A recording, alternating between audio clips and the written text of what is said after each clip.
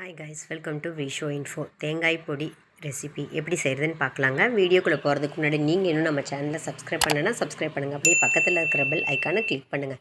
அப்போ தான் நான் போஸ்ட் பண்ணுற வீடியோ எல்லாத்தையும் நீங்கள் உடனே பார்க்கலாம். வீடியோக்குள்ளே போகலாங்க.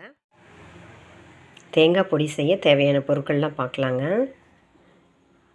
பாருங்கள், 1 கப்பு கடலைப்பருப்பு எடுத்து வச்சுருக்கேன். இதே கப்பில் தான் நான் தேங்காயும் 1 கப் எடுத்து வச்சுருக்கேன். 1 கப்பு தேங்காய், 1 கப்பு கடலைப்பருப்பு.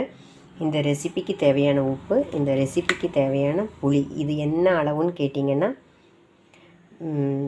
பெரிய நெல்லிக்காவே சின்ன சைஸாக, ஒவ்வொரு டயத்தில் பெரிய நெல்லிக்காய் இவ்வளோ பெருசாகவும் வரும், சின்னதாகவும் வரும். இவ்வளோ பெருசாக வந்தால் ஹைப்ரிட்னு சொல்லுவாங்க. சின்ன சைஸ் இருக்கும் பார்த்தீங்களா, பெரிய நெல்லிக்காயிலேயே சின்ன சைஸ், அதாவது நாட்டு ரகம்னு சொல்லுவாங்க பார்த்தீங்களா, அந்த சைஸ் எடுத்துக்கோங்க. காரத்துக்கு நான் ஒரு 6 மிளகாய் எடுத்திருக்கேன், சிகப்பு மிளகாய். அப்புறம் 3 பல் பூண்டு எடுத்திருக்கேன். எல்லாத்தையுமே நல்லா ஆயில் ஊற்றி நல்லா வதக்கிக்கணுங்க. அதுக்கப்புறம் தான் இந்த பொடி அரைக்கணும். தேங்காயில் கொஞ்சம் கூட ஈரமே இருக்கக்கூடாது. தேங்காயில் ஈரம் இருந்தால் இந்த பொடி கெட்டு போகுங்க.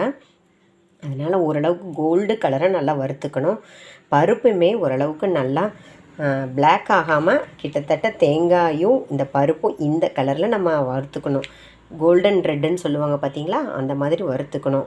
அப்புறம் எந்த ரெசிபி செஞ்சாலும் நம்ம உப்பையும் சேர்த்து வறுத்துட்டோம்னா, அதாவது வறுக்கிற ஸ்டைலில் பண்ணுற எல்லாத்துக்குமே உப்பையும் சேர்த்து வறுத்துட்டோம்னா, உப்பில் இருக்கிற ஈரத்தன்மைனால பொடி கெடாமல் அதே ஒரு ப்ரிசர்வேட்டிவாக இருக்குங்க. அப்புறம் புளியும் நம்ம வறுத்துட்டோம்னா நல்லா பவுடர் ஆகிடுங்க. இப்போ ஒவ்வொன்றா எப்படி வறுக்கலான்னு பார்க்கலாங்க.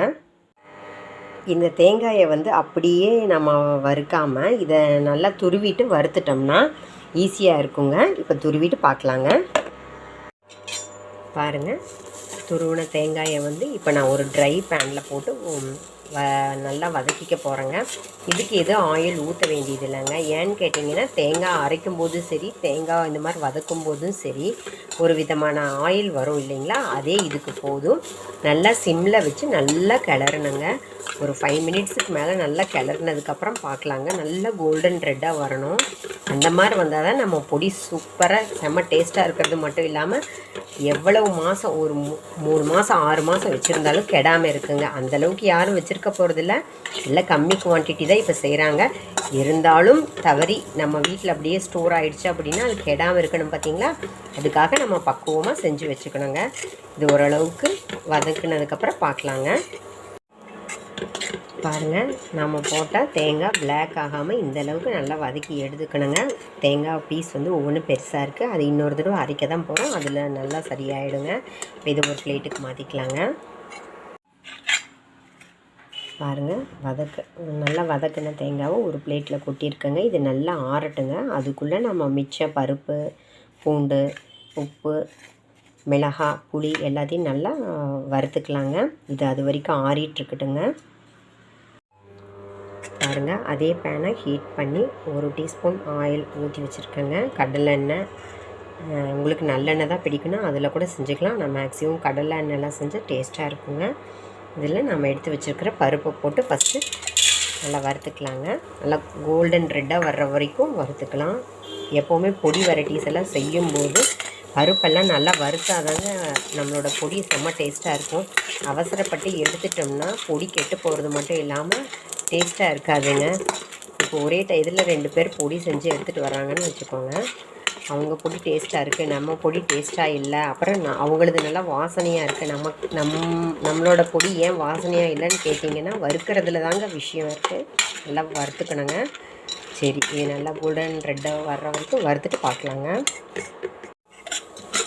பாருங்கள், நம்ம செய்கிற பொடி கம்மியான குவான்டிட்டி அப்படிங்கிறதுனால பாருங்கள், இந்த அளவுக்கு கடலைப்பருப்பு செவந்த உடனே இன்னும் கொஞ்சம் நல்லா வதக்கி எடுத்துக்கணும். ஆனால் இந்தளவுக்கு கலர் ஆன உடனே கம்மியான குவான்டிட்டி அப்படிங்கிறதுனால பாருங்கள், நம்ம இந்த ரெசிபிக்கு தேவையான உப்பு, பூண்டு தோலோடையே போடுங்க, அப்போ தான் நல்லாயிருக்கும். தோல் எடுத்துகிட்டு போடாதீங்க, தோலோடு போடுங்க, அப்போ தான் இந்த பொடி இன்னும் செம்ம டேஸ்ட்டாக இருக்கும். அப்புறம் நாம் எடுத்து வச்சுருக்கிற புளி, அப்புறம் நம்ம வச்சுருக்கிற மிளகாய், இதையெல்லாம் சேர்த்து ஒன்றாவே வதக்கிக்கலாங்க.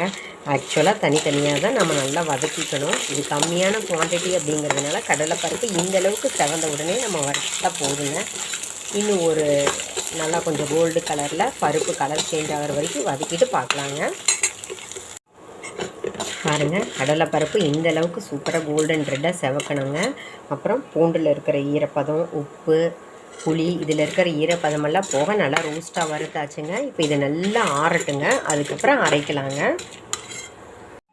பாருங்கள், நம்ம நல்லா வறுத்து வச்சுருந்த பருப்பு, புளி, சிகப்பு மிளகாய், பூண்டு, உப்பு எல்லாம் நல்லா ஆறிடுச்சுங்க. இப்போ நம்ம தேங்காய் அரைச்சி அதே ஜார்லேயே போட்டு இதை நல்லா அரைச்சிக்கலாங்க. இந்த பொடி ரொம்ப ஃபைன் பவுடராக வராதுங்க, முடிஞ்ச வரைக்கும் ஓரளவுக்கு கோர்ஸாக தான் வரும். அரைச்சிட்டு பார்க்கலாங்க. பாருங்கள், இந்தளவுக்கு கோர்ஸாக நம்ம அரைச்சதுக்கப்புறம் பிளேட்டில் ஆற வச்சுருக்கேன். அந்த தேங்காய் துருவலையும் சேர்த்தி ஒரு ரன் விட்டுடலாங்க. அந்த மாதிரி சேர்த்தி அரைச்சதுக்கப்புறம் டேஸ்ட்டு பார்த்துக்கலாங்க. உப்பு, காரம், புளிப்பு எது பத்தலைன்னாலும் சேர்த்திக்கலாங்க. செம்ம டேஸ்ட்டாக தேங்காய் பொடி ரெடி ஆகிடுச்சுங்க. கொஞ்சம் நேரம் இந்த மாதிரி பிளேட்டில் ஆற வச்சுடுங்க. ஏன்னா தேங்காய் அரைக்கும்போது ஒரு விதமாக எண்ணெய் வரும் பார்த்திங்களா, அந்த எண்ணெய் நல்லா காயறக்கு நல்லா காய வச்சுடுங்க. அது இல்லாமல் எந்த பொடி அரைச்சாலும் நீங்கள் உடனே மிக்சியில் அரைக்கும்போது அது சூடேறும் பார்த்திங்களா, அந்த சூட்டோடு நம்ம பாட்டிலில் போட்டு வச்சோம்னா நம்ம எவ்வளோ பக்குவமாக செஞ்சுருந்தாலும் அந்த சூட்டில் போட்டு பாட்டிலில் க்ளோஸ் பண்ணும்போது அதில் ஒரு விதமான தண்ணி விடும். அப்படி தண்ணி விடும்போது நம்ம பொடி கெட்டு போக சான்ஸ் இருக்குங்க. அதனால் எப்போ எந்த பொடி செஞ்சாலும் நல்லா ஆற விட்டு நல்லா சூடு ஆறுனதுக்கப்புறம் எடுத்து பாட்டிலில் ஸ்டோர் பண்ணுங்கள். அப்புறம் இதில் தேங்காய் சேர்த்ததுனால அந்த ஆயிலெல்லாம் எவாப்ரேட் ஆகிறதுக்கு நல்லா ஆறட்டுங்க. அப்போ தான் நம்மளோட பொடி சூப்பராக ரொம்ப நாளைக்கு வருங்க. ரொம்ப சத்தான பொடிங்க இது. மல்டி பர்பஸ் பொடின்னு கூட சொல்லலாம். எப்படின்னு கேட்டிங்கன்னா, சூடான சாதத்தில் இது பிசைஞ்சு சாப்பிட்லாம். இட்லி தோசைக்கு தொட்டு சாப்பிட்லாங்க. சூப்பராக இருக்குங்க. லஞ்ச் பாக்ஸ் ரெசிப்பியாகவும் இதை நீங்கள் யூஸ் பண்ணிக்கலாம்.